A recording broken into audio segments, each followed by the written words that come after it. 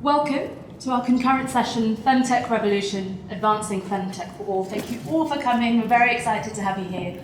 We want you to be as engaged as possible. So join us on Slido, use the QR code. There'll be points when we ask you to get involved. Please do that. We're going to be spending this first half understanding why we're here, understanding who is here, and understanding what it is that we're trying to do. We're here in Kigali, a city often referred to as a tech hub in Africa. We're here in Rwanda, where 61% of parliament are women, a statistic often referred to in global health as an example of gender equality. We're brought here together by Women Deliver, one of the world's leading advocates for women's rights and health. This session is brought to you by Race and Health, an international collaborative, a collective of academics, artists, clinicians who are tackling the health impacts of discrimination.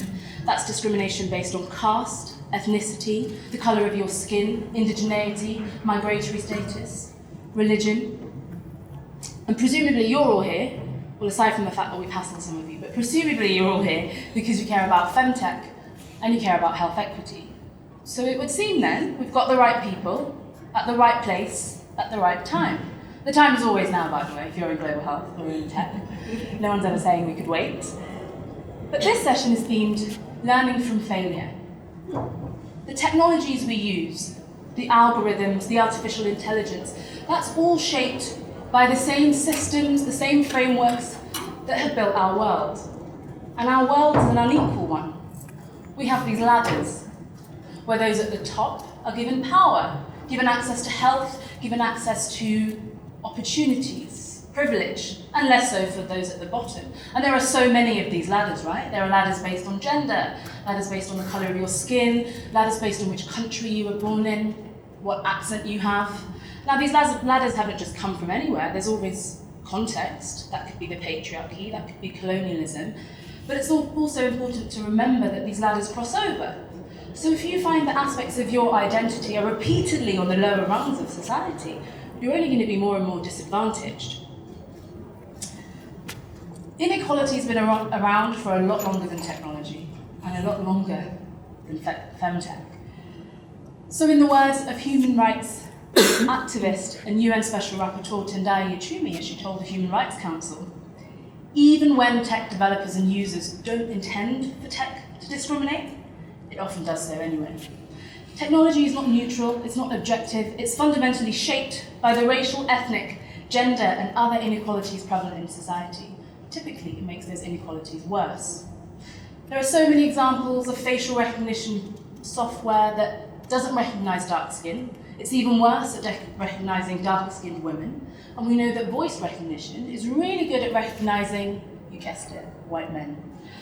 These aren't just hypothetical risks, these are real things that affect real people, like Michael Oliver, like Robert Williams, men who were wrongfully arrested in Detroit after the police used facial recognition software. So then there's also this presumption, right, that everyone's got a phone and everyone's got access to the internet. But reports actually say that up to 40% of the world have no access to the internet. So we're putting all of our solutions into tech on one side, and on the other side, you've got these people who don't have access to those solutions. That's what we call the digital divide. And so we're getting all of this information from our phones, from our tablets, from our watches, our wearables. And all of that data is feeding into our algorithms. And all of those algorithms are building our understanding of what it is of our bodies. So our understanding of our bodies is then again centering the needs of the wealthiest, centering the needs of the people who've got access to this technology, people like us. So that's the situation that we're trying to learn from. So are we surprised then that FemTech is underfunded, not prioritised? Of course not. It's the same ladders everywhere. Women founders get 2% of funding of venture capital, 3.3% of all digital health investment. That's what we get over here in FemTech. All of that data is from the US, of course, all the data is from North America or Europe. Even what we know is affected by the same ladders. But listen, it's not all doom and gloom. We wouldn't be here for doom and gloom. The global FemTech market is growing, estimated 1 trillion, a number I can't really comprehend. But apparently that's how much it's going to be worth in 2027. In the last decade, there's been a 1,000% increase in businesses in this very space. So yes, we're learning from failure, but we're here today in this space, in solidarity, to look towards solutions. So what are we doing? La coyuntera. La coyuntera is a concept, a phrase that I have come across through the work of Aurora Levin Morales, a Puerto Rican feminist, social justice activist. This is what I look to when I sometimes get a bit lost. If the big picture is a constellation of stars by which we plot our course, the coyuntera is the muddy ground we stand in whilst we stargaze, the bloody, the difficult present. Some of what we want to build, it can't yet be done. Standing here in the mud, our job is to keep talking about the stars whilst we shovel slush, whilst we move the gravel around, whilst we pass each other hot thermoses, to keep talking about those stars. And sometimes that means solutions that are painfully inadequate, that cost us, but still, they move us towards that universally humane future that we all long for. Our stars today is our vision for FemTech. How can we, in the space of FemTech, actually flatten some of those ladders? What do our stars, what do our vision look like, and how do we get there? And who better to help us paint that picture than our speakers? These are the people that have already been doing it. They've been doing it for quite some time. So who better to help paint our vision than the mother of FemTech? She's travelled all the way from Berlin to be here with us today, Ida Tin.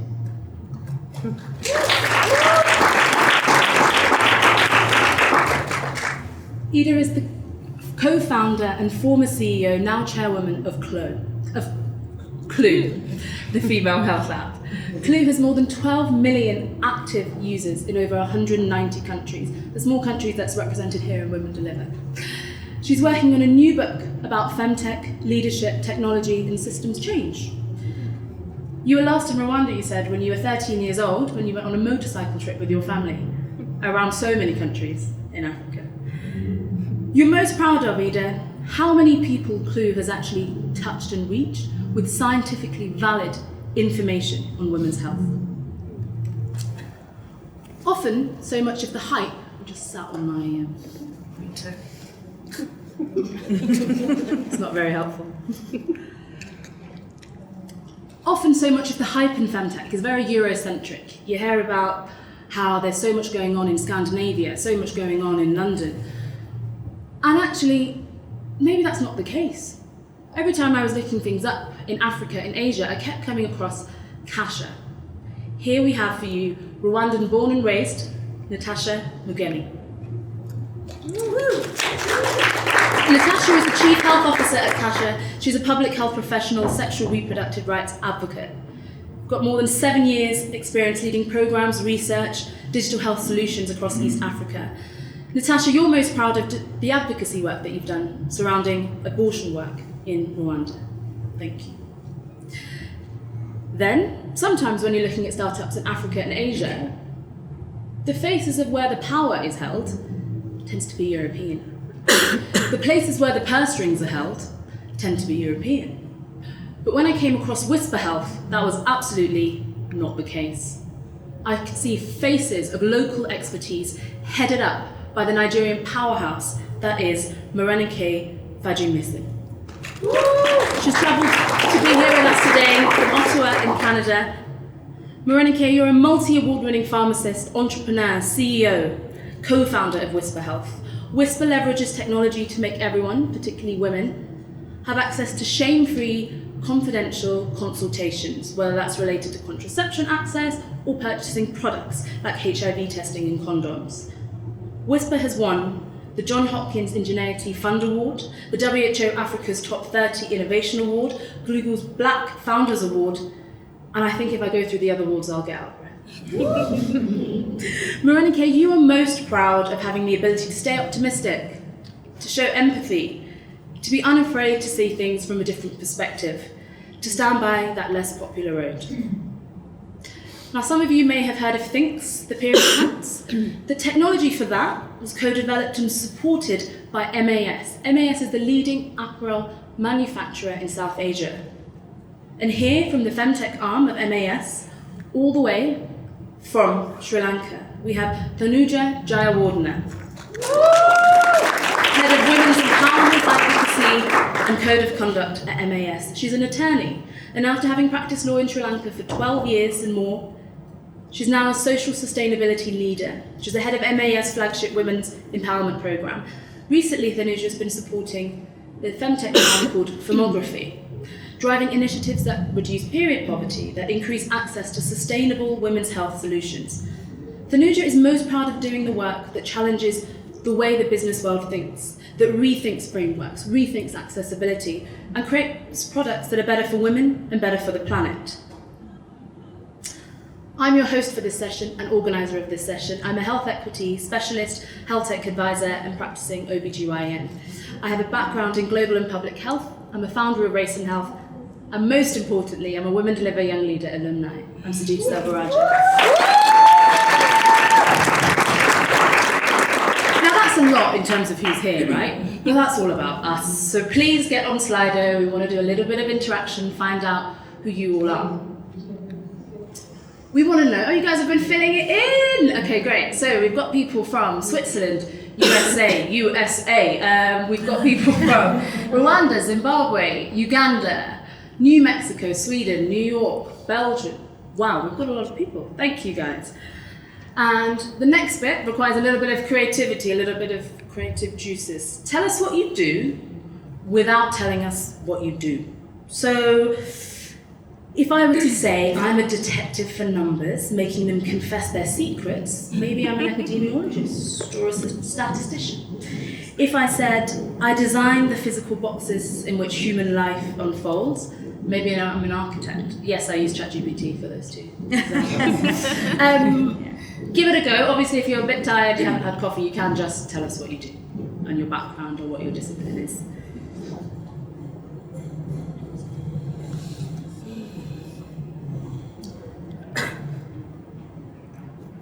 Well, I know we've got one global health researcher who works for 50/50. Why is that not up on the board?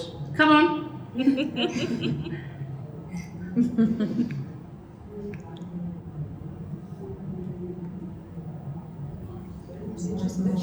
Oh, it's not coming on? They changed the question. Sorry.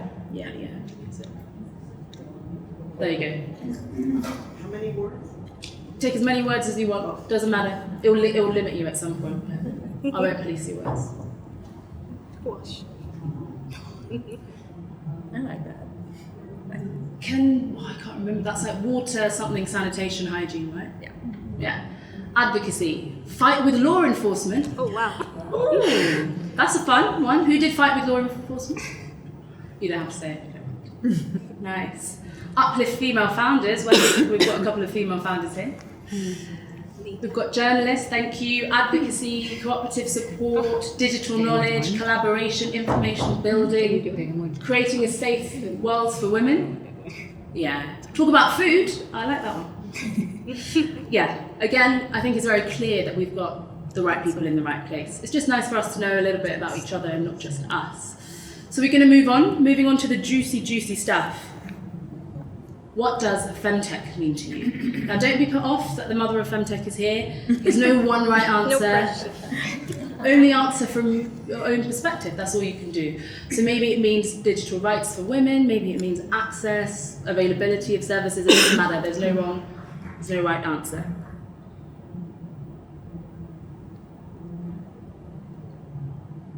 No idea. Oh, that's a good. That means that we're doing the right thing in defining it. Mm-hmm.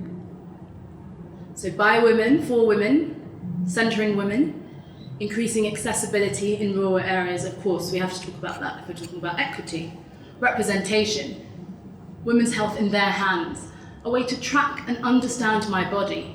Well, I think it's good that we've got the founder of Clue here now. Digital equality, empowering, autonomy. Yeah, autonomy is a good one. Representation, still learning, algorithms. Great. And you can guess what the next question is going to be. What does equity mean to you? Do you have a certain aspect of equity that you're an advocate for? Is it about people in rural areas? Is it based on aspects of identity?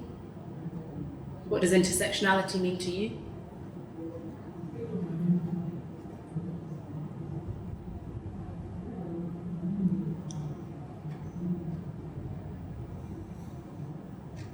Leaving no one behind.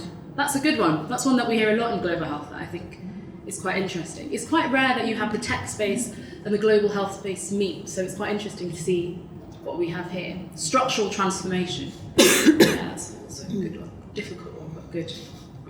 Healthcare for all. Equal opportunities, autonomy. Focusing on the most marginalised groups, and we will all be liberated. Who said that?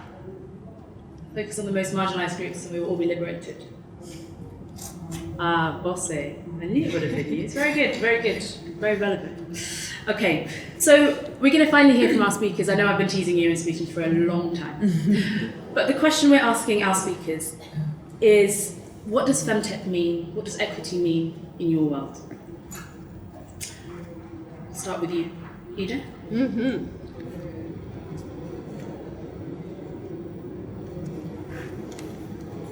I'm so honored that you're spending your precious time at this event here. Really wonderful. Thank you. So I coined the term FemTech because I saw a pattern. Ida, this is the first question of what does FemTech and equity mean? Quick, 1 minute answer. I thought this was a straight That's one. okay, that's okay. I could see you getting into the really juicy stuff. We'll just make them wait. Sorry, guys. What does equity mean? What does FemTech equity mean? Quick 1 to 2 minute answers of what that means to you. So I'm so inspired by this list of what FemTech is. I might want to revise, but in my mind, it's simply technology that is addressing the needs that women have because of this unique biology that we have. And equity, well, actually I think it means rebuilding the world from scratch. Nice. I think in my work, it's more about women, ensuring that women have access to products in a confidential and convenient way. And I think for me, equity means affordability. Nice. In my world, I feel FemTech equity refers to meeting women where we are, as opposed to necessarily trying to force us to adjust to, well, I say the standards that the world has already created on the ground, because those aren't equitable standards. So solutions around healthcare that meet women exactly where they are and adapt their solutions to cater to our needs is they're on the right step to FemTech equity. Thank you. I think in our world where we're talking about apparel tech, FemTech means providing solutions for day-to-day needs for women in life cycle events, which should not prevent you from competing on an equal platform or having parity. And equity means for me, I think I resonate with what Ida said, changing the frameworks and the structures we live in, which are not equal. Thank you. I think it's important when we're talking about these things to realise there's no one way of looking at it, there's no one definition. So to the person that said they have no idea, I think thank you for saying that. And now hopefully we've all got a better idea of the kind of broader definitions and unique definitions that we're bringing to the space today. Now you're going to hear a bit more from the speakers. So we want to know from you what each of you and your organisations have been doing in the FemTech space. What's brought you to this panel? What's brought you to here in Kigali? What have you done? And tell us what you want to share with the audience. It's time for you, Edith. Go for it. All right.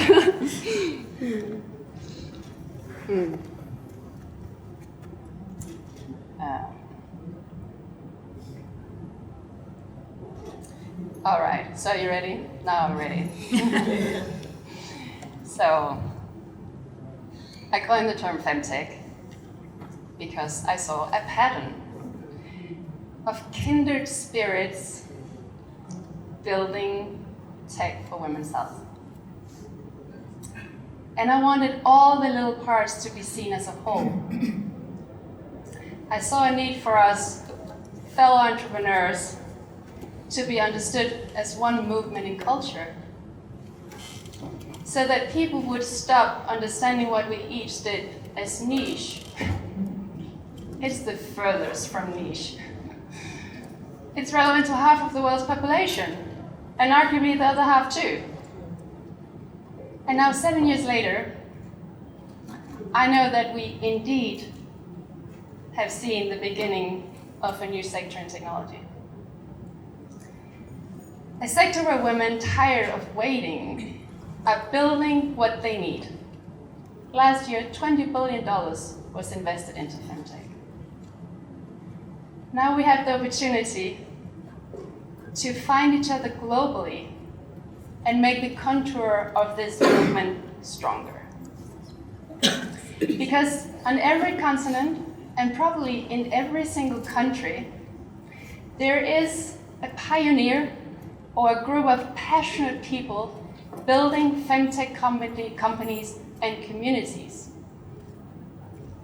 And we can find each other, and it can be known that together we form a powerful global current in the tech industry and in culture. Women have stood together across borders before. The women's international movements in the past century did that. They united for peace, for the right to vote, family planning, for ending slavery. At this conference, there is an amazing array of women coming together. I'd like us to see us form a global association for FemTech, so that we can strengthen each other, so that we can be a voice that cannot be overheard. Because technology is defining our world. The world is being rebuilt right now in data. We're literally rebuilding everything in our digital revolution. And the men are doing it because for many complex and non-given reasons, they are the ones shaping our technology again. People go about building what they are fascinated by, what's in their sphere of interest. And that area of interest has been and still is too narrow, because diversity is lacking. The world is being built to fit the few. Who are building? Again, too much is left out. I'd like us to formulate a shared broad vision for what we want FemTech to do in shaping our world.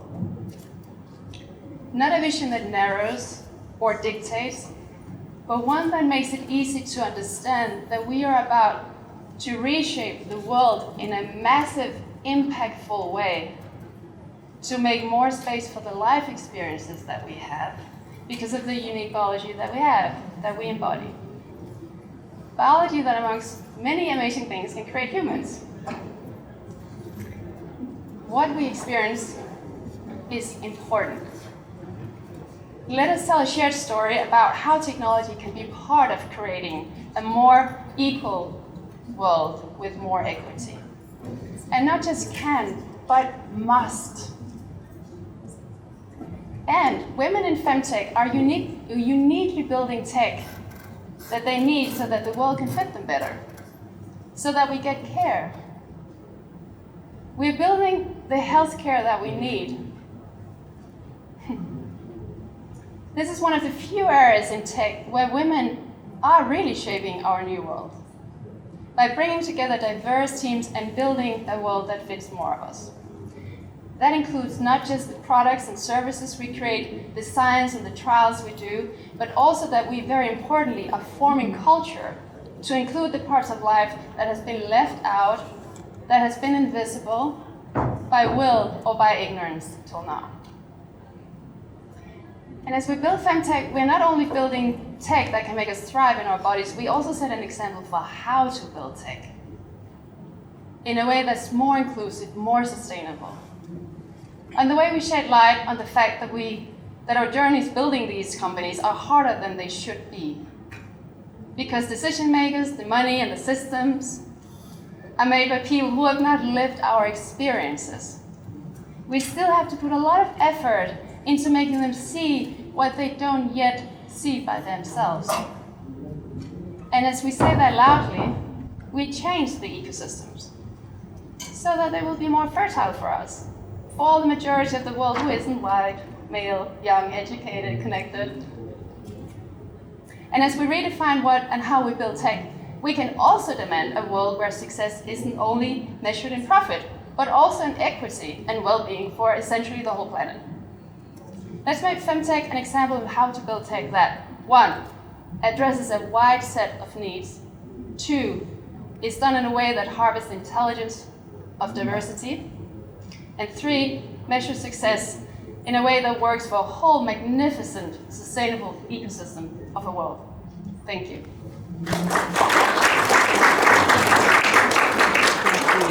Thank you.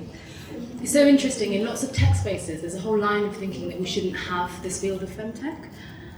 There's a line of thinking that we should just call it tech. I think that the reasoning is that women's health is just health. We shouldn't be pigeonholing it. We shouldn't be putting women in the corner. But coming from a public health background, how can you not label something? If you can't label it, how can you not monitor it? How do you know that we've only got 3.3% of the funding? So I think it's almost impossible to not call it and label it. But I do think that in the future, I don't think it will be women's health digital solutions. I don't think it will be femtech. It will just be women's health. Because as you said, technology is shaping the way that we live our lives. Natasha, take us away. Thank you. I'll keep sitting. Hope that's fine. So I'm going to start the story of a 22-year young woman living in Kigali. And she, can you hear? Is it fine? It's not. Okay. Oh, okay. Is it better now? Yes. Okay, thank you. So she's 22, she lives in Kigali, and she has a feature phone, so it's really a small phone, not a smartphone, so she doesn't have access to internet. But monthly, she needs her menstrual care products. And she's starting to think someone, so she doesn't know what to do and how she's gonna protect herself. So what Kasha does, so our FemTech solution is ensuring that that young woman has access to products and can be able to order those products via her small feature phone. So I know many of you might not be aware, but some of you might have seen how it's really powerful here to transfer money via phone. So that low tech is actually also something that we use to create a solution where women can go, just dial *911# and you can get all the products. So you have a drop-down menu where you can order your menstrual care product, your emergency contraceptives. Also, you can order soaps and lotion. And so our solution is built on that. And I remember when we started in 2016 in Kigali, we had this vision of having a fancy website where women can go and it's colorful. But then the women in low-income communities, they don't have access to that. So we had to readjust our tech and ensure we can use the same model that actually people are used to using in these communities. So we have expanded now to Kenya, and we are expanding soon to South Africa and one country in West Africa. And we are also able to actually use our platform to gather insights. So we understand the purchasing power of women, we understand the purchasing power of young people, and we can subsidize, we can advocate for actually changing of prices. Like East in Kigali is $10. It's crazy. No young woman will be able to afford that. But if you make it $2, what happens? And we are able to do that and gather insight and advocate, and also look for products that actually are affordable for the women we are serving. And also with our platform, we are actually be able to provide women with an income-generating activity. So you can be our agent. You can go door to door in your community, because also what we have noticed is that people, especially when it comes to technology, people, if they can see the product and touch it, they need someone they trust in their community to actually advocate for you. Like they are kind of the brand awareness. And they're able to register those customers and they'll get compensation at the end of the month based on what they're doing. So it also has become, for some of them, a full-time job. But it's still flexible, so they can do everything they need. And through the time, we also noticed that just putting a product there is not enough. You need also to provide information. And I remember we did a hand washing campaign and we were introducing a soap. And when you introduce a soap, people are like, why do I need this soap? Why this, not the other one?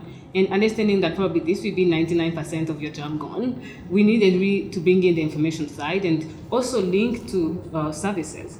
If I'm a young person and I want an emergency contraceptives, but at the same time I need to do a pregnancy test, and maybe I need also to take to a doctor. How do we holistically provide a platform that can provide all of that in one space? And we are not becoming healthcare providers, but we can work with healthcare providers to be able actually to provide a holistic solution. Thank you.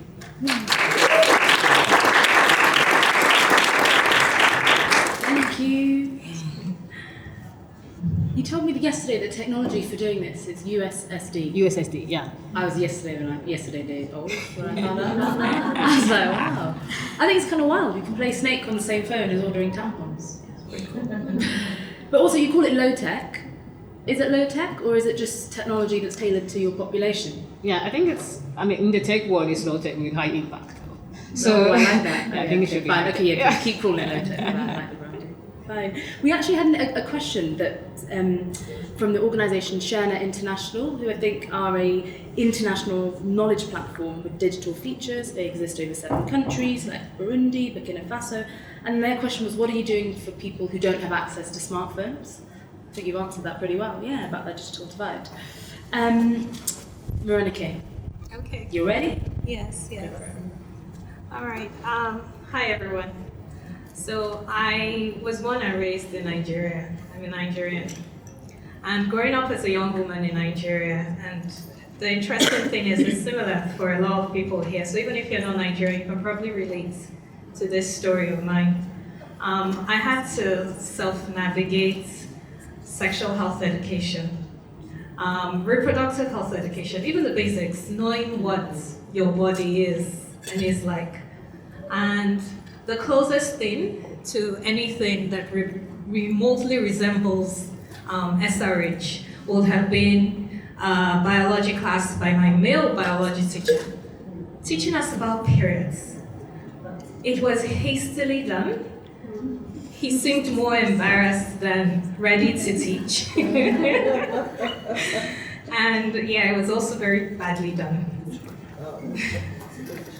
Yeah. And another experience that sort of sticks in my head, 2 more experiences. One is myself and a friend. We would have been about 17 at the time. We just finished secondary school. And we walked into a store, and my friend was the brave one. And she asks about condoms. And basically, what are they? Woo! That didn't go down well. We were chased out of that store with a lot of slut shaming. He called us unprintable names. And I probably was afraid to look at the condom stand for quite some time after that experience. Oh, fast forward a few years, I sold condoms, so it's not a problem anymore. Now, much older, so I'm taking you through like pretty much 3 stages of my life, pre-puberty, post-puberty, and then even as a young woman. I'm in my 20s, and I accidentally stumbled into a health center on a day that's family planning day. I was asked one question: are you married? Oh, and I answered wrongly. No. And the next thing, I was being tongue lashed. So you started chasing man. What are you doing here on family planning day? Eh? So you are sleeping with men. And she went on and on. She did this for at least 2 minutes. Well, fortunately, I was older now, so I was able to push back. But I think of how many other women aren't able to push back like I did. I think of the fact that at least she met me at a stage in my life where I was old enough to push back, but also, ready to be able to respond appropriately and even school her. I like to believe I left her that day, more aware of how she should act when seeing a young woman that comes into a family planning clinic. Now, these and other stories underscore the motivation behind what we do at WHISPA Health.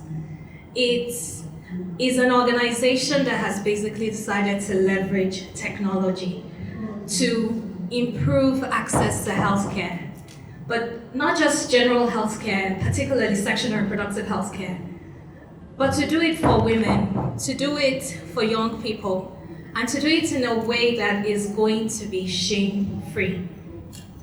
Oftentimes, because of all these kind of experiences that young girls, young women have gone through growing up, their ability to actually navigate the system and find those health providers, those people who are not going to treat them badly is actually non-existent. If you've been shouted at one too many times, or if you've heard of a friend or experienced it alongside a friend like I did, chances are you probably don't have the stomach to find out if you're going to be treated fairly, equitably, or not. But with the help of my organization and my company and my products called WHISPA Mobile App, we are able to create that funnel and say, hey, here's where you can go to. You want to talk to a doctor and get the kind of quality care that you need without being shamed, come here. You want to get the products that you need without any stigma, whether it's HIV tests, whether it's an at-home STI test kit, come to WHISPA. Or you want to get contraception. You want to do the right thing. You're not ready to be a mother. Why should anybody chase you out of anywhere for doing something as smart and intelligent and, thoughtful as that? Come to WHISPA. So it is my hope that not only through solutions like mine, but the continuously growing ecosystem of FemTech, we continue to create solutions that, one, understand the backgrounds and the experiences that have shaped women of today and are able to meet us exactly where we are and take us to where we want to be.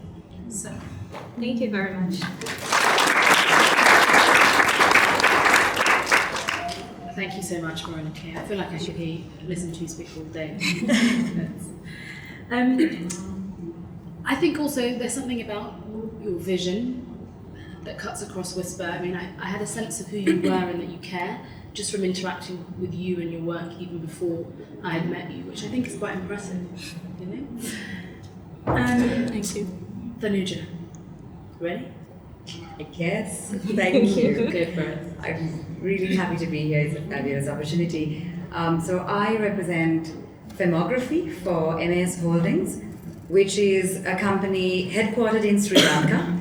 We are currently in 16 countries globally. We're the largest apparel tech solutions provider in South Asia with a workforce of 100,000 plus people, 70% of whom are women. So for an organization like MAS, we've been around for 35 plus years, making garments, apparel, intimate wear, lingerie, for global brands.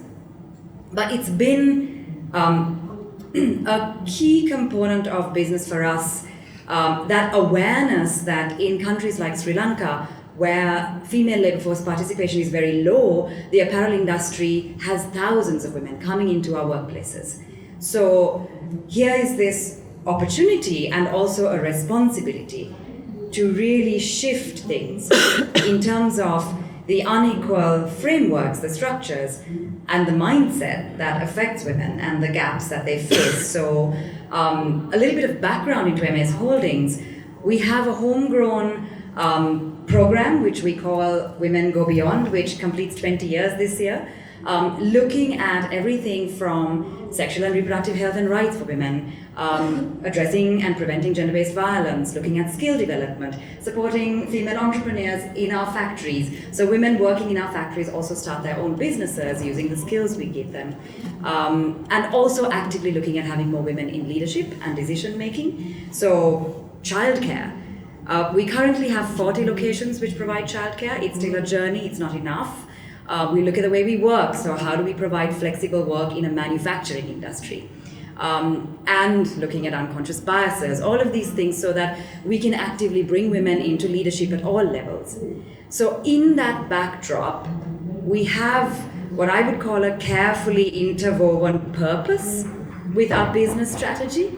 And that is the backdrop in which Femography is born, which is our FemTech arm, where we started in 2014 innovating technology. So we had more than 25 years of expertise in apparel, so textile, yarn, apparel, fit technology, and we also understood consumer, and we could see this massive unmet need for women, needs that were somehow not very sexy.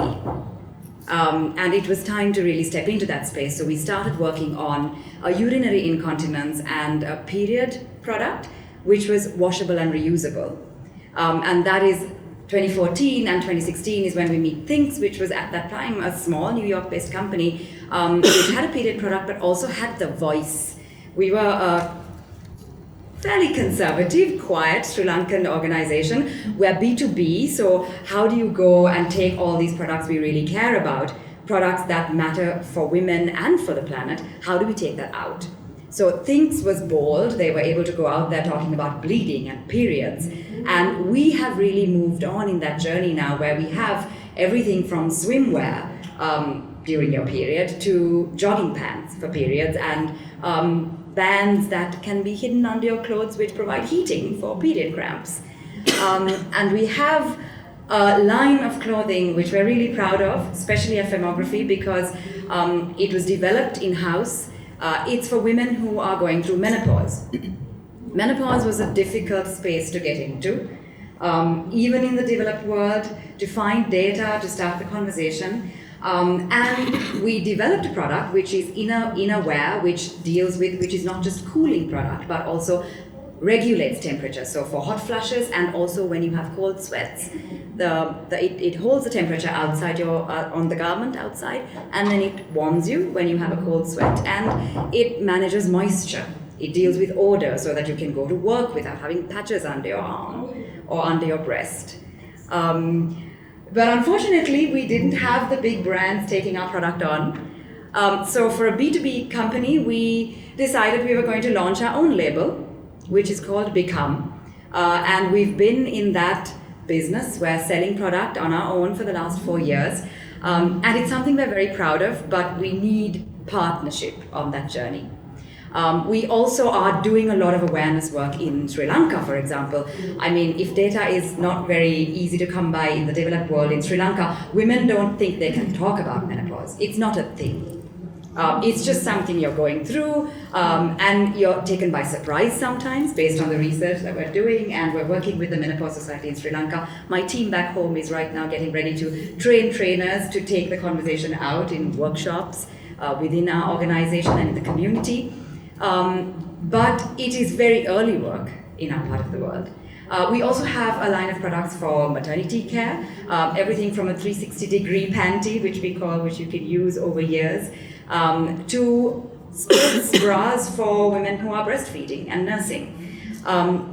So the idea for Femography and the purpose is really to provide solutions for women for their day-to-day in life cycle events which involve pain and discomfort and shame, which we've been told we should deal with or ignore or just get on with instead of acknowledging and solving for. And a really key component for us is that all of the Femography products are reusable. So they have to connect for us. First would be needs of women, functionality for women, and also to be able to be planet friendly. So for us, the one thing I would say is it's a journey, and we really need brands and consumers to partner with us to come along on this journey and to take these products on so that we can make them more accessible. Thank you.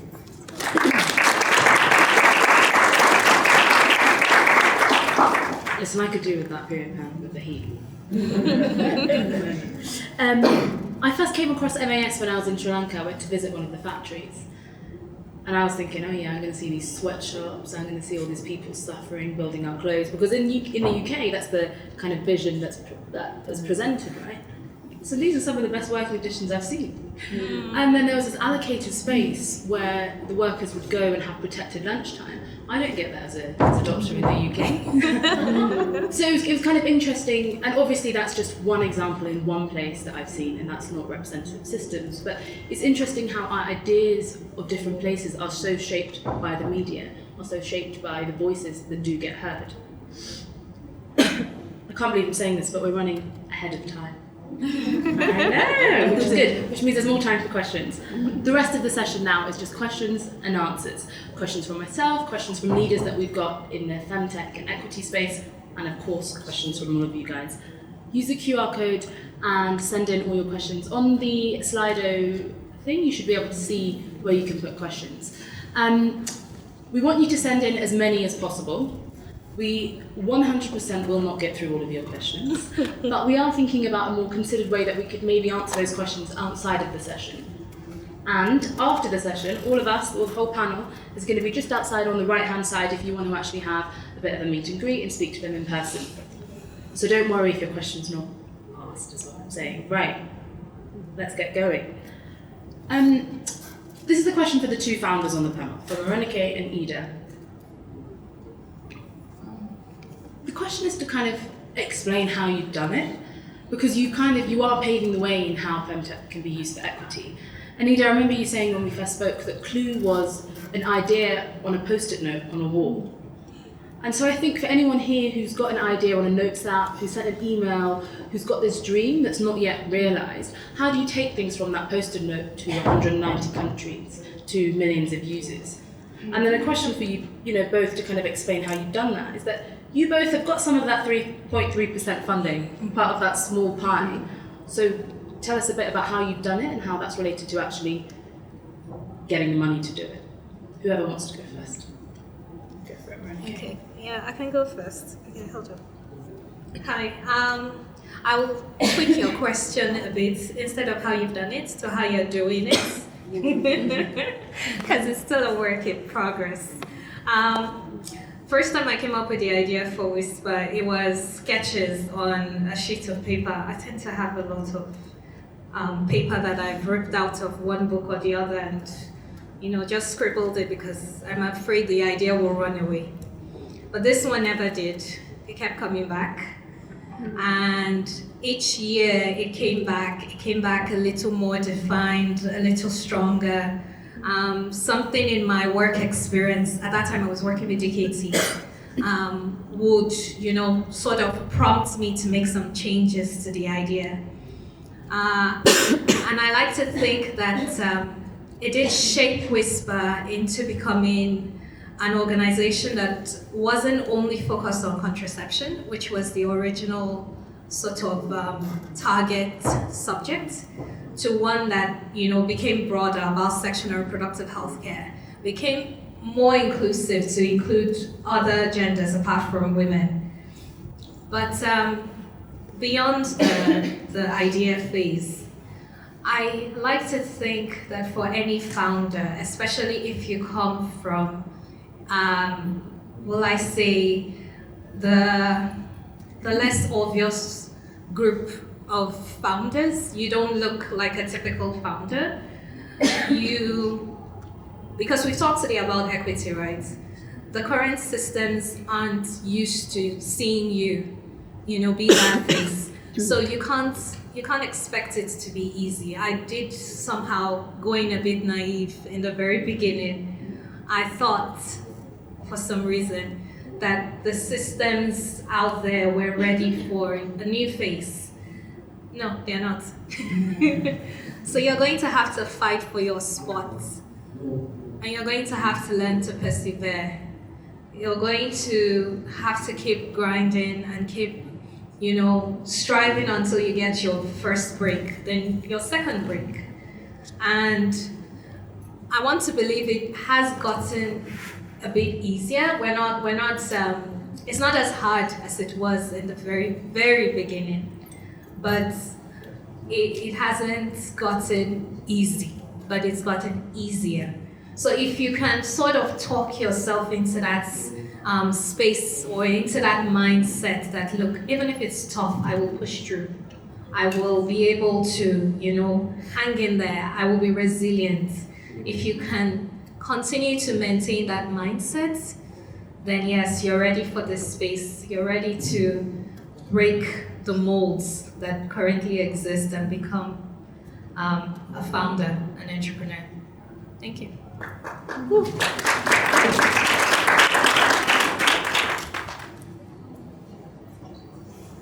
I would say start by choosing a really hard problem to work on. Because it's equally difficult to build a company on a small idea as on a big idea. But when you have a big idea, that's going to attract people. Because people want to work on something that feels important and big and impactful. And then I'd say choose something that that kind of chooses you.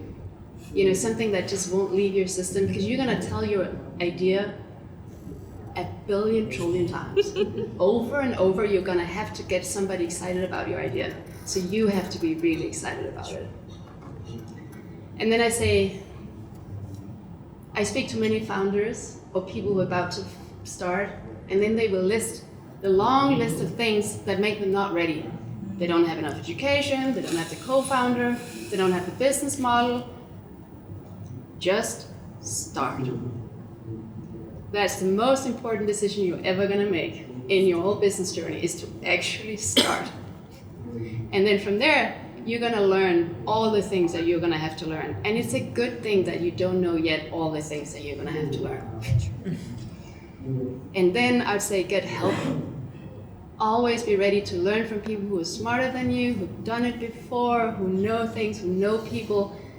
And then when it comes to fundraising, that's a whole panel in itself. But if I were to say just one thing, every time you go to a pitch meeting, make sure you come out and you have learned something. Ask questions. They sit across the table, they have seen many things. Go ask them, what do you see in the market? What do you think of competitors do well? Why would you not invest yet? Go get smarter every single meeting. And also, if you don't learn anything in a pitch meeting, that's not a good investor. And then I would say it never gets easy, and you try to get better at pitching, and you try to do this and that, and in the end I would say the only thing you can do really well is to be yourself. I know it's a cliche, but it's true. Just go be your strongest self. And for me personally, I would say anything that brings me into the body has been really important in that journey. Dance before a pitch meeting, do body therapy, do whatever it takes for you to feel that you're in your body. That would be my best advice for going out there. And that's actually true probably for anything you're ever gonna do.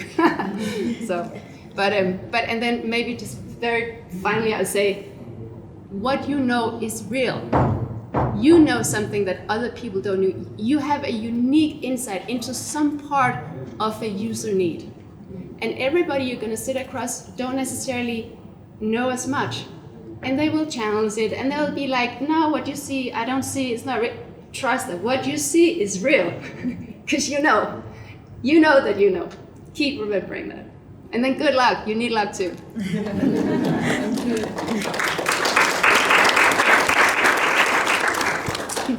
Wow. I feel like I'm going to remember so much of what you've said for a long time. Yeah.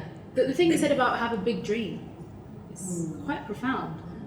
I think for me personally, I've always felt that my dreams are too big. And actually, even hearing Malala talk, she said, she was saying just yesterday that she feels that as she's getting older, you feel like your dreams are too big, you feel like you can't. So it's kind of nice to hear someone who's been around in the space to say, no, keep dreaming big. Thank you. We've actually had a couple of questions that are very similar. So I'll pick up on this. And so we've got a question here from Jordan Shannon, who's a co-founder of Unexia, which is the world's biggest first funding platform for global health that's built on blockchain technology. And we've also got a question here from Global Health 50/50, I think, which is kind of asking very similar things. And I think this is an interesting interface of global health and tech, is that so much of tech is focusing on the individual, on wearables, on one person, on the phone of one person, on an individual level. So how can we in this technology space actually challenge the broader structures and make structural change when we're so driven to individuals?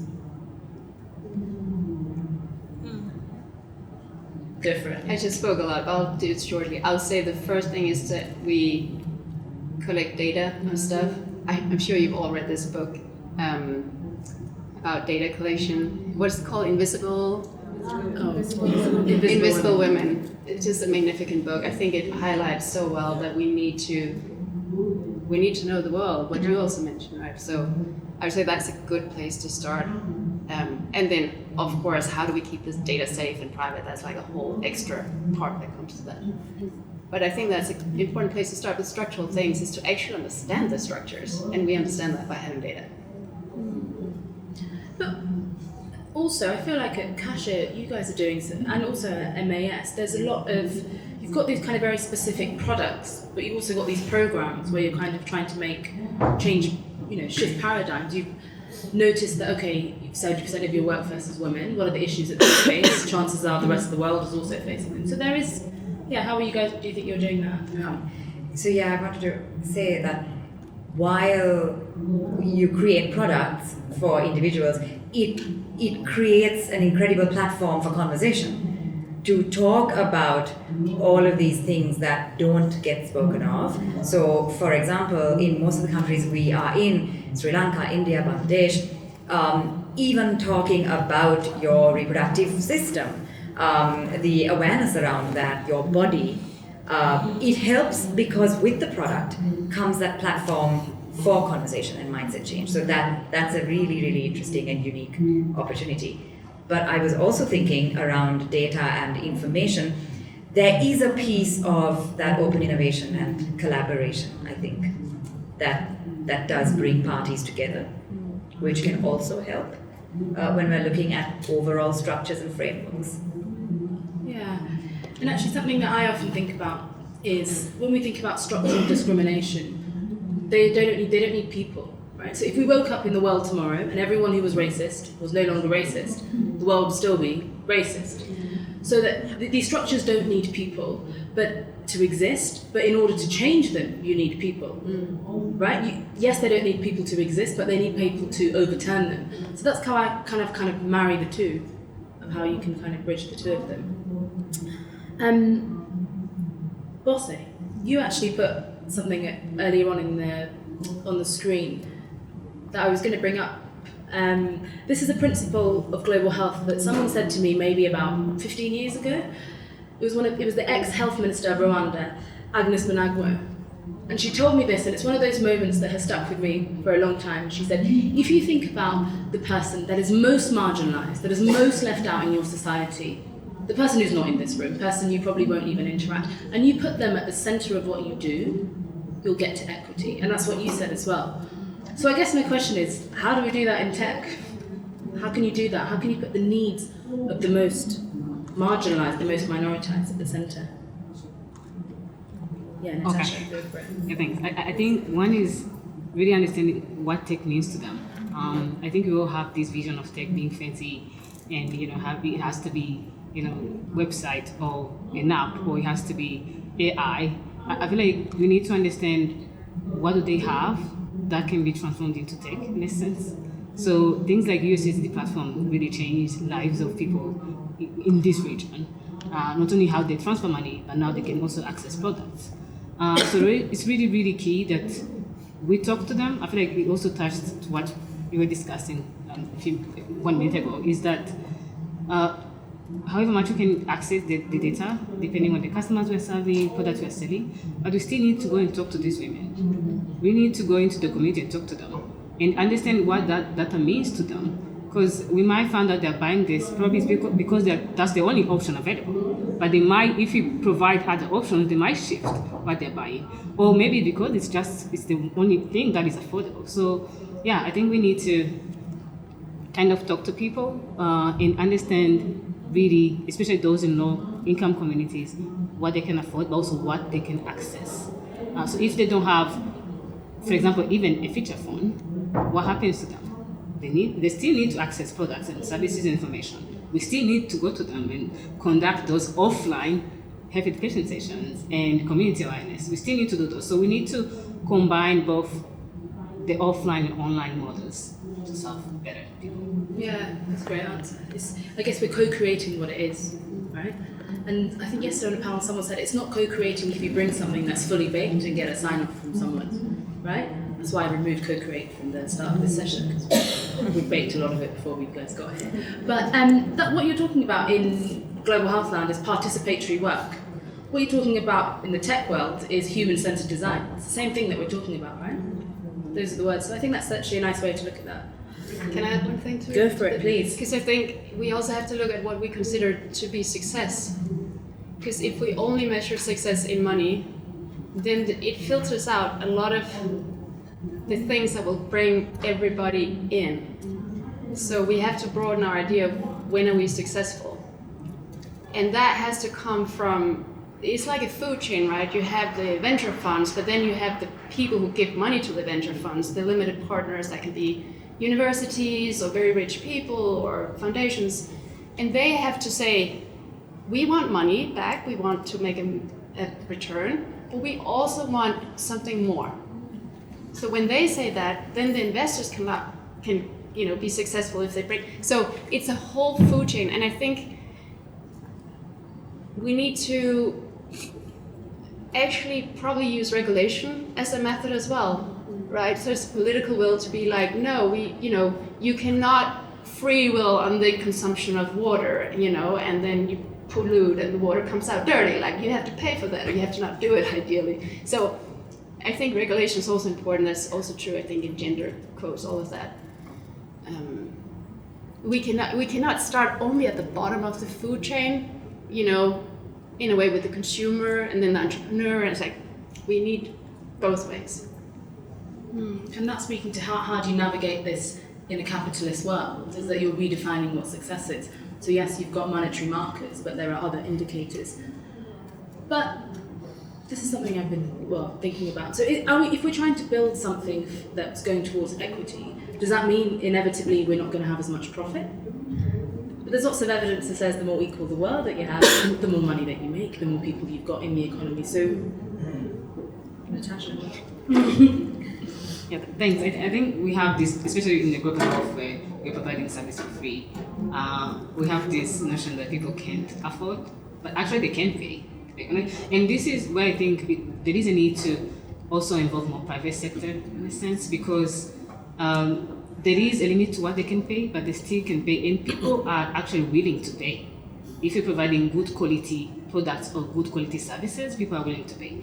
And I think there is a gap there to really understand how much can they pay. I think, for example, in the HIV space, we're providing the ARVs for free, but it's not going to last. And private sector is not involved at all. So how are we going to ensure that in the next 5 years, people actually can still access the medications? So there is a gap that we need to fill in, but private sector honestly is the one way. It's one of the ways, but it's definitely a big way. And they have the data and they have the insight, but it's not coordinated enough to actually see, okay, how many people are accessing this service in the public sector versus how many are accessing, the service in the private sector.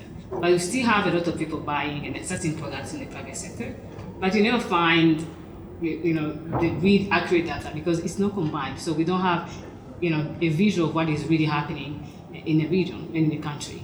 So people can pay, that one I'm sure of.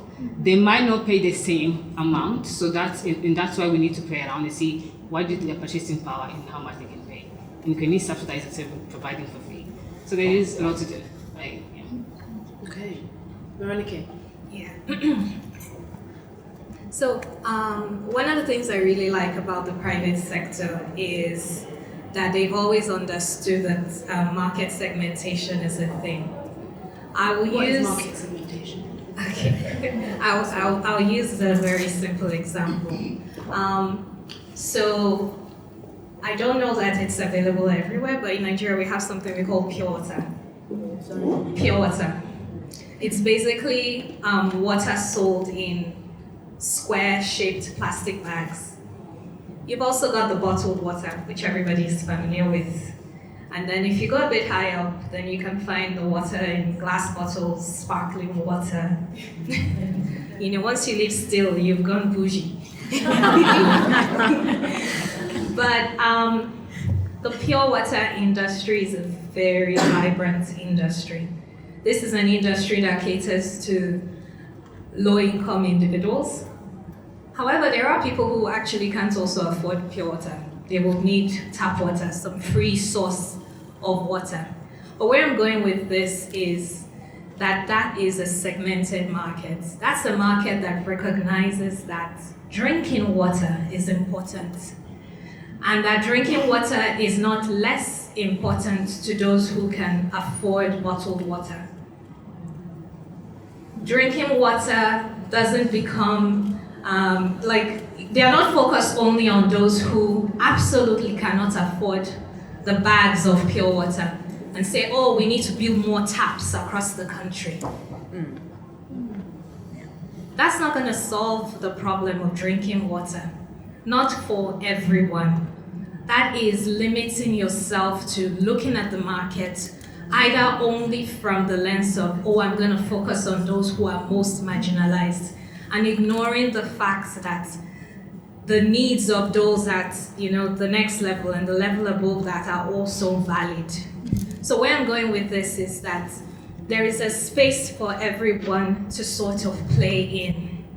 And that, just like Ida said, your definition of success might need to adjust depending on what area of the market you're targeting and what area of market you're playing in. So you are not less impactful because you are targeting the pure water category. Neither are you less impactful because you're targeting the bottled water category. Guess what? You're giving everybody water.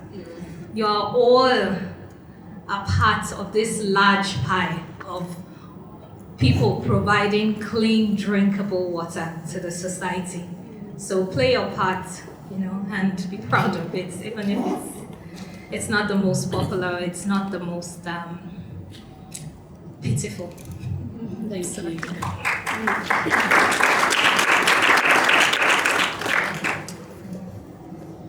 Question. So many of the startups, not so many, but there's a significant proportion of startups and tech organizations that exist in Africa and Asia that are European owned, or the faces of the people where the money is going doesn't look like the faces of the people who are using the product, right? Is that neo-colonialism? Is that a bad thing? Or is it okay because it's actually helping the people? Tell us more. Morenike? Okay. So I will say maybe a year ago my answer might have been different. I like to believe my answer has evolved, and I'll give a quick background to why. 2 days ago I was speaking with someone who is fourth generation Indian, born and raised in Kenya. He doesn't know that much about India, to be very frank. He has a little bit of knowledge that he's gleaned over the years, but he's as Kenyan as it comes, even though he doesn't look anything at all Kenyan. So I guess where I'm going with this is that the world has evolved a lot in the sense that our appearances do not always match up with our experiences, our backgrounds, our definition of, there are some that are very obvious, but it's not always, as obvious as it might seem. That someone is as dark-skinned as I am doesn't mean they're not European. That someone looks Indian doesn't mean they're not Kenyan. So where I'm going with this is to talk about how my answer has evolved. The faces of those founders or non-for-profit people is not my focus anymore, but more like the experiences. I find that we still see a common scenario where people who have no experience about the environments they are trying, and the experience doesn't have to be direct, even if it's indirect, it's similar, right? But people with no experience at all, no context of the environments they want to come and operate in and improve on, no cultural background to sort of piggyback on, are still being plunked into senior leadership roles. That, for me, is the problem, not the faces. The faces Thank you. can be different. No, yeah, thank you. I think you're talking about identity politics, right? Yeah. Do you want a first woman leader that looks like you but is coming up with horrible anti-feminist policies? So I think that's what you're touching on. Thank you. That's great answer. We have a question here from the co-founder of Luna. Luna is based in Rwanda, I should also say. Very important. Fosse is just sat here in the front. Luna is a safe community platform where people and women can find access to verifiable and safe products and services. Fosse has actually submitted a lot of questions, a lot of really good ones, so it's been very difficult for me to choose. But I'm going to ask, how can FemTech companies ensure that their products and services are actually culturally relevant and inclusive to address local health disparities, particularly in areas like East Africa, where sometimes women are relying on non-contextual European apps, going to what's out there, what's accessible, but it's maybe not tailored to their needs. What can FemTech companies do to ensure that? Natacha? Yeah. Yeah, thanks. I think, one is really, I'll share what we've done, is when we started importing products from the West, it was quite expensive. So one thing was to really work with local manufacturers and brands to actually, use the local, because that's even cheaper. Also understanding the product, is it really good quality? Because one of the things we noticed is that people just use what they know. So you also need to educate what is, the options available. But working with local manufacturers and brands has been really, really helpful. So 90% of the products we have on our platform, they're actually locally made, especially for menstrual care products. And that's what people, when they get familiar, that's what they're gonna buy, because it's also cheaper. So, but also when you look at, you need to be careful about quality, because remember, people are not seeing the product, they're not touching it before they buy. So you need to ensure that the manufacturer or the supplier you work with actually have good qualities. And we have started to, in the pharma space, we have started already to work with manufacturers, big manufacturers, and we're looking into how do you get the products in the country. Because if you're providing an emergency contraceptive, you need to provide really a good quality emergency contraceptives. Because you don't want also to end up now having people coming back to you and it hasn't worked. That's a disaster. So you need to ensure that they put that in countries like in Rwanda, it's a little bit regulated, so it gives you a nice room to provide good quality. But when you go to Kenya, it's a different story. You need to ensure that you vet who you're working with. And because you're gonna get, some abortion pills that are actually counterfeit. So there are so many vetting process depending on the country. So you need to understand the country you're working in and how the regulations are and how open the market is to ensure that you work with the right manufacturers and suppliers. That's really, really key. Thank you, Natacha. How is that similar to what in Techland people call localization, when you build this app and then when you're trying to roll it out in a specific country? It's called localization, right? Yeah, I'd like to tell a story because when I started thinking about Clue, so I grew up traveling on motorcycles all over the planet with my crazy adventurous parents. So I had traveled through all of Africa when I was 13. I'd seen a lot of the world in that way. And when I had the idea for Clue, it's like I wanted a new type of birth control because the pill didn't work for me. But I also knew that women needed birth control all over the planet. So my first idea was like, I wanted it to be, I very much had like a global audience in mind from the get-go. But I had also seen a lot of very failed, white people coming to Africa to do good projects, traveling through Africa. So I was very humbled to how hard it actually is to do something meaningful. So a few years into Clue, we decided to go to South Africa, to townships, to do user research to see could Clue be a meaningful product for people there. And not surprisingly, we came back. I didn't actually physically go, but people did from my team. And we learned that it would have to be on a different device. It would have to be marketed different. The product would need to look different. The business model would look different. Basically, we were like, we would have to be a different company to build this. If we had a lot of resources, maybe we could have done it too, but we weren't. We're a small startup. We were humbled. We were like, we cannot actually do this in a meaningful way. So we decided not to. What we did was kind of the best we could, which was to make some design decisions around, it needs to be working even if you don't have access to the internet.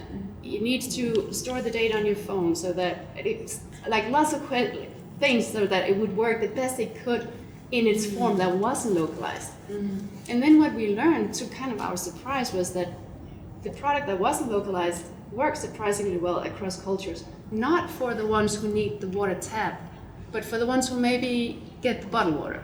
And then we could localize into languages and do things that were within our reach to be a meaningful product. But we also were very aware this is not the full localization. It doesn't meet people where they are fully. So, yeah. Thank you. One size doesn't fit all. No. I've got a question to you, Thanuja. This question was actually posed by Edith. What is the role of men in FemTech and health equity? Get them to invest. Give us your money. No, I say that because I think we can't be naive where a lot of the wealth really sits. But get them to invest and also advocate. I can say that for us, moving into FemTech, we're a privately owned company owned by a family, but of course we have good leadership and good representation at the top now. But I am proud to say that we had women and men innovating, included in the process, getting into this space, but men supporting that venture into FemTech. And men, I sit around in rooms where men are talking about periods and period pain, listening to women innovating and creating together. You need women driving that space because you understand what's going on and what the need is, but you do absolutely need men to really not just be helping or supporting, but I think taking it on, because I think helping and supporting is not good enough, because you need men. Because if you take leadership positions globally across industries, we are still seeing a majority of men. So obviously when we're talking about funding, when we're talking about decision making, governments, all of those spaces, we need men to genuinely advocate, be out there right in front. And that I think is necessary. It's about sharing your power, right? Because I think we said that 2.2% of venture capital funding goes to female founders, US data, but that goes up to 16.5% if you've got a male co-founder. Not saying you need to have a male co-founder, but there is, if we understand the unequal way that the world is, if you have someone that's closer towards those ladders, kind of sharing their power, things do move forward. Yesterday, Isra and I, who's also from Race and Health here, we were trying to get some journalists to come to the event. If we went by ourselves, they would say, okay, sure. We went with Yvonne, our host. And so there's something about power, someone who's known to them, who commands presence. And what Yvonne was able to do is share her power. And that's the same thing. If you've got someone higher up, people will listen to you more. They'll help you maybe get a seat at the table, get you more funding. So I think that's kind of... And we really can't ignore men in that space. Because... And it's, go for it, Ida. I just have this little kind of thing in my mind. So if we go from being disempowered, and then maybe we will be empowered, and then I think there's a step of being in power. We often talk about empowering women, but let's talk about women in power and men in power. Yes. I want to say something that's close to my heart. Sometimes we talk about building products by women for women. Can we please build products for the world by diverse teams? Yes. And work on eye level with men and the other genders. I really don't dream of a world ruled by women. I dream of a world where we actually understand partnerships and equality. And I think that's where change comes from. I remember being at school learning about the civil rights movement in the US, and there were moments where all of a sudden there was this moment where people had TVs for the first time. And what happened was police brutality in the treatment of black Americans was seen by the middle class white people. And white people actually then joined the force. And that's when things started to move forward. We can talk about women's rights in a room full of just women, but then you need to engage the rest of the world to make things happen. Yeah. I've got a question here from Rupen Gill, founder of Vitala Global. Vitala Global co-create digital solutions to support women, girls, and gender diverse people to self-manage their abortions.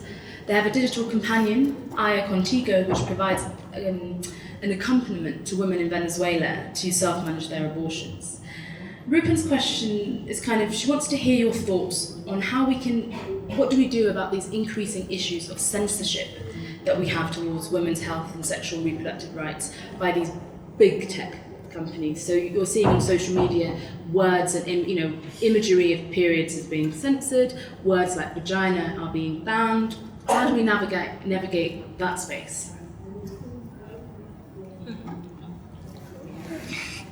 I really want to say something to that. So it's a real problem because no apps grow by sort of itself. It grows by design, and it grows because you are very adamant about making it grow. And one of the tools you have is digital advertising. And so if your ads being blocked, it's a real problem. And it's very strange what is being considered adult content. And if you look at what can be advertised for men's reproductive health and sexual well-being versus women, you get the picture. So I think that's one of my things where we need to band together and we need to unify and be like, hey, industry, we have a structural problem. And I think you can do that with much more force if you come as a group than if you come as one person, one startup, because money talks. So let's form that global association of FemTech or something else, whatever it's going to be, to work on these issues. So we're bringing this movement building advocacy side that we're quite good at in global health to the tech space. So we need some tech bros to share their power. And raise awareness, right? Yeah, and fix their algorithms. We should find a way to get to Web Summit. That's their equivalent. I went this year as a way to infiltrate. So next year maybe we could go en masse. But the main question we're trying to answer is, can FemTech be a tool for health equity? But also, can it be a blueprint? How can we get other aspects of tech to listen to us, so that we're not sidelined, we're not the one that they don't really care about? How can we get those who are getting all the other, 80, 98% of the funding to listen? How can we be an example? Morenike? Well, I can't say I know the entire answer because it's an ongoing struggle, right? The statistics Ida said in the beginning, the progress that we have now, it isn't still widespread across the FemTech space. The number of people so even if the funding sounds huge on the surface, the number of companies that are sharing that funding isn't that much. If you even look at what's going on the 80% side of the table, there's still a lot that needs to change. So and I don't think that change is going to happen as rapidly as any of us would want. I'm just saying that because I guess that's been my understanding of reality.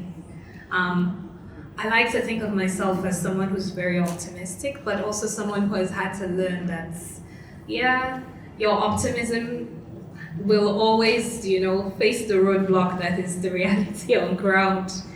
And so, I don't have a strategy that I can say works. Thanuja, you look like you've got a strategy.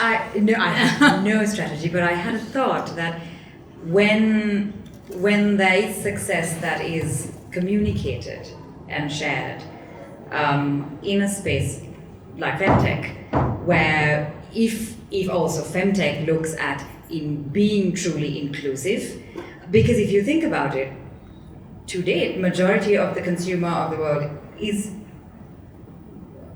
female or women, and there is a lot of space for that. But if FemTech truly becomes inclusive, and I do think there's a huge piece of how we communicate that, I think that sets a stage. It's going to be a long, tedious process, of course, and a journey, but I do think we will see progress.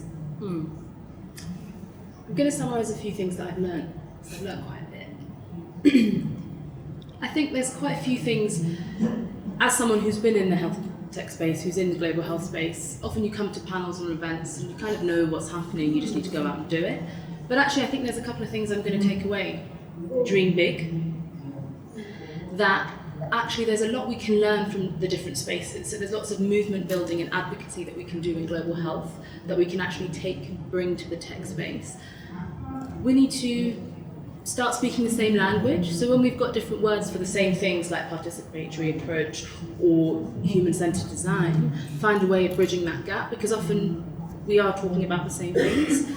And so I guess this last and final question to you all is, if we are on this muddy ground where things are a bit difficult, and we're not getting enough funding and the world is unequal, but we're looking up to the stars and we've got this vision how FemTech can actually make health accessible for all women, how FemTech can actually be something that other aspects and other disciplines can learn from. Question to you all is, what is one thing we can do right now, we can do tomorrow, we can do in this evening that brings us closer? What are the actions that make up the La Coyuntura? Whoever wants to go first. So I've seen FemTech becoming something that the media has been more and more interested in, and maybe it peaked last year because it's like a new thing, and what is this? And there's still a lot of interest, but I also think I'm in my bubble. my feed is full of FemTech. I think it's really, so there is this moment where something is new, and then it has to prove its right to be in the world. And we are at a point where a lot of FemTech companies have started. They get tiny, weeny little bits of funding, and now the world is like, so, did it work? And we're like, well, hold on, like, we just started, like, we need to have much more funding to develop the products, but then we also need much more funding to scale them and get them out there. And this is a dangerous moment where the world is kind of a little bit like, look now. So I think we need to, that's why I come back to this vision. We need to have enough power of idea of what is this going to do in the world to carry us through quite a long time for this product to come out, prove their business model, prove that we are building technology in a new world, prove that it includes more people. And for that to be a thing in the world, I really think we need to formulate, why is this so important? Why does it matter on the planet? It matters because it's addressing real needs that women have. It's undebatable. We experience so many things, and technology must play a role in serving us. And we need to keep telling that story with a lot of clarity, especially right now when the media are not pushing it in the same way that it could. Do you get me? We need that sustainability, sort of long, strong push. That's why I think we need to be more visible. We need to come together in some sort of group action. Thank you. We'll be coming to all three of you. I'd like the panel to finish with your words, not mine. But I've just got 3 asks from the audience. There will be a feedback survey that we would really, really like you to fill in. It just helps us get better information, maybe get funding, maybe share the words, do what we're talking about. So we really, really value that. And the second thing is, after the end of the panel, we're just going to be on the right outside if you want to come and chat to us. And at the end of the panel, we'd just like to take a selfie with whoever's in the room. That's all. Over to you, Natacha. Thanks. I think what we need to do, at least today, is really defining FemTech. Okay, this is better. Okay, thanks. I think like what we can do now is actually saying that FemTech is tech. I have a feeling that people ask, what is FemTech? It's just technology adapted and tailored to women issues, and we're trying to resolve these issues. So we have to make it clear that this is tech. We are, have algorithms, we're working hard, we're, developing things like solutions that are actually addressing these issues. So that's one. And I agree with Ida that we need to form like a coalition, a movement that actually can advocate and raise awareness, as you mentioned. There's pull what we have learned into the global health space to the tech space, because it's still really a rigid space. Yeah, thank you. Thank you.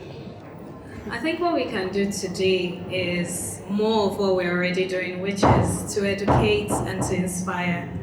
All of us here, we're here because we got the sort of education that gave us the sort of exposure to come up with the sort of ideas that we have, and to even have the intellect, the confidence to execute them.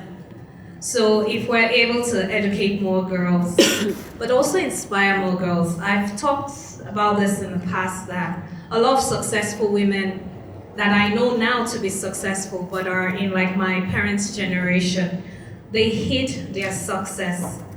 It wasn't considered the proper thing for a wife to do. You had to say, oh, it's my husband that bought it. You had to sort of pass the buck or the credit to a man, and that's not gonna help us. So if this generation and everyone moving forward from this point realizes that for every woman that you hear of that is successful, you're able to, share that success with another person so that more people are inspired, more girls are educated, more women are educated. I think with time, that's going to build the blocks towards change. For me, very much from a Femography point of view and where we are at, I would say two things: functionality and cost effectiveness. So that functionality for women and also how it affects the planet, but in a way that we are cost effective. So accessibility. And it's not something we're going to get into, it's where we are at right now, but it is the future for us. The thing we really want to achieve. Thank you. That's it. Please stay here for a selfie and then join us outside. Let's go.